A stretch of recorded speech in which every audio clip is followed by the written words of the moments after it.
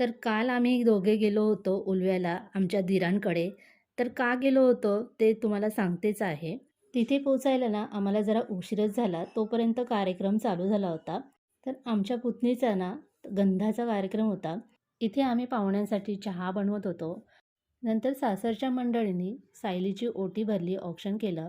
प्रणयचं सुद्धा औक्षण झालं. आमच्याकडे ब्राह्मणाकडूनच ही सगळी विधी केली जाते. गंधाचा कार्यक्रम म्हणजे कसं, मुला-मुलींची पसंती झाल्यानंतर लग्न फिक्स करण्यासाठी गंधाचा हा छोटासा कार्यक्रम केला जातो. कार्यक्रम संपल्यानंतर सगळ्या पुरुष मंडळींना टॉवेल टोपी देऊन त्यांचं स्वागत केलं आणि नंतर आम्ही छान-छान असे नवरा-नवरीसोबत फोटोही काढले. सगळी मोठी माणसे एकमेकांना राम-राम बोलत होती टोपी घातल्यानंतर. तर आमच्या या छोट्या नातीने सुद्धा टोपी घातली आणि सगळ्यांना राम-राम बोलत होती.